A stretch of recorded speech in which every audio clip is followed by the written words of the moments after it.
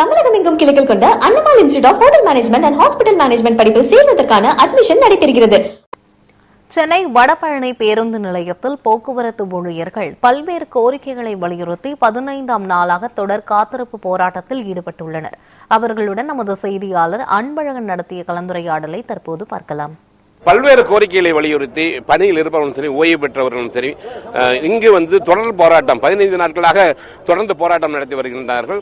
ஆனால் எதையும் செவிசாய்க்கவில்லை அரசாங்கம் என்பதுதான் வேதனையான ஒரு விஷயம். இன்றும் கூட தொடர்ந்து இந்த போராட்டத்திலிருந்து இன்னும் மேல் வரக்கூடிய நாட்கள் எந்த மாதிரியான போராட்டங்கள் இவர் எடுக்கப் போகிறார்கள் மற்றும் இதனுடைய நிரந்தர தீர்வுதான் என்பது குறித்து இங்க இருக்கக்கூடிய சிஐடியுடைய தொழிலாளர்களிடம் கேட்போம். ஐயா வணக்கம். நீங்க 15 நாளா போராட்டம் பண்ணிட்டு இருக்கீங்க. அரசாங்கம் என்ன சொல்லுது? ஏன்னா ஒவ்வொரு வருடமே இந்த தீபாவளி பண்டிகை வந்தாவே வந்துடும், ஒரு பிரச்சனை வந்துட்டே தான் இருக்கும். இதுக்கு நிரந்தர தீர்வு தான் என்ன சார்? எங்களுடைய போராட்டம் என்பது சிஐடி தொழிற்சங்கத்தை சார்பில் பணியில் இருக்கிற தொழிலாளர்களும் ஓய்வு பெற்ற தொழிலாளர் கோரிக்கைகளை இணைத்து ஓய்வு பெற்ற தொழிலாளிக்கு பார்த்தீங்கன்னா ஒரு 15 மாதங்களுக்கு ஓய்வு கால பணப்பலம் இது வரைக்கும் தரவில்லை. 2024 மே மாதத்திலிருந்து இது வரைக்கும் தரலை. ஓய்வு பெறும்போது வெறுங்கையோட வீட்டுக்கு அனுப்பக்கூடிய ஒரு சூழல். மற்ற துறைகளில் இந்த நிலைமை இல்லை.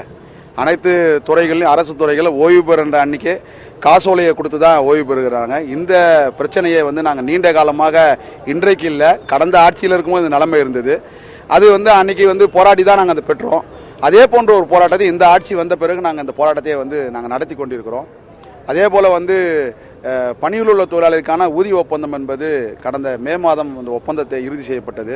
இது வரைக்கும் அரசாங்கம் ஒப்பந்தம் போடும்போது 4 தவணையில் அந்த அரியர்ஸை தரோம் சொன்னாங்க. அதில் பார்த்தீங்கன்னா 3 மாதம் முடிஞ்சு போச்சு. அதனால் அந்த அரியர்ஸை தொழிலாளிக்கு பணியில் உள்ள தொழிலாளிக்கான அரியர்ஸை கொடுக்க வேண்டிய அவசியம் இருக்குது.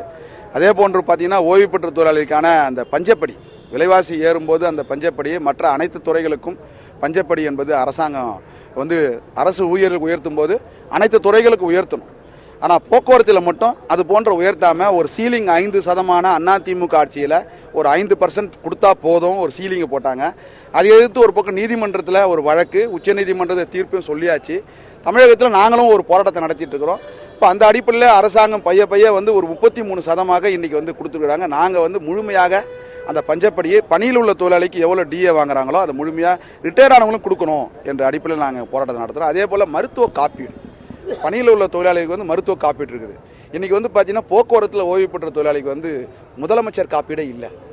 அப்போது அந்த ஓய்வு பெறும்போதே 60 வயசுக்கு பிறகு அதுவும் போக்குவரத்து தொழிலாளியுடைய பணித்தன்மை, உடல்நலம் பாதிப்பு என்பது பார்க்கும்போது அவங்களுக்கு கூடுதலாக மருத்துவ சிகிச்சைக்கு செலவு செய்ய வேண்டிய அவசியம் இருக்குது. மருத்துவ பாதிப்பு ஏற்படுது. அப்போ அவங்களுக்கு மருத்துவ காப்பீடு இல்லாமல் கடுமையாக பாதிக்கப்பட்டு வராங்க. அதனால் இந்த அரசாங்கம் இது வரைக்கும் மருத்துவ காப்பீடு அறிவிக்க இல்லை.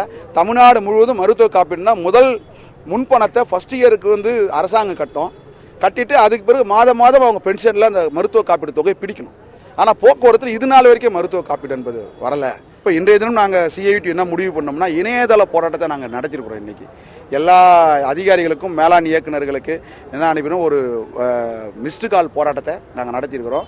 கருப்பு கொடியை நாங்கள் எதிர்ப்பு தெரிவிச்சுக்கிறோம். இப்போ அந்த அடிப்படையில் இணையதள போராட்டத்தை இன்றைய தினம் ஒரு நூதனமான ஒரு போராட்டத்தை நாங்கள் அறிவிச்சுக்கிறோம். இந்த அரசாங்கம் இந்த பிரச்சனையை உடனே தீக்கலைன்னா எங்களுக்கு அடுத்து ஓடுகின்ற வீலை நிறுத்துவது தான் எங்களுடைய அடுத்த கட்டம்.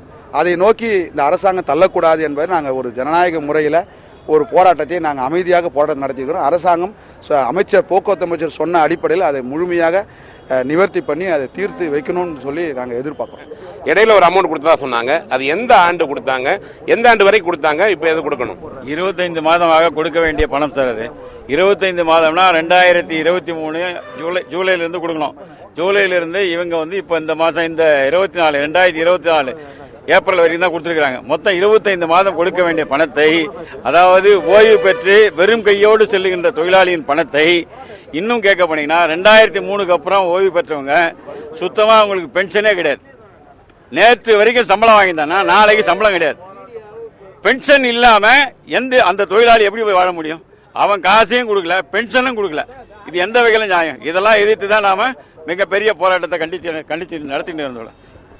குறிப்பாக தொழிலாளர் கூறியது போல 100 நாள் அவர் கொடுத்த வாக்குறுதியை நம்பி நாங்கள் வாக்களித்தோம். ஆனால் இன்று வாக்குறுதி நிறைவேற்றவில்லை. கண்டிப்பாக எங்களது போராட்டம் தொடரும், வெவ்வேறு விதங்களில் போராட்டம் தொடரும் என்று கூறியிருக்கிறார்கள்.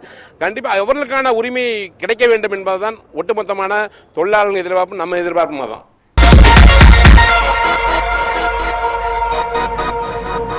வணக்கம்.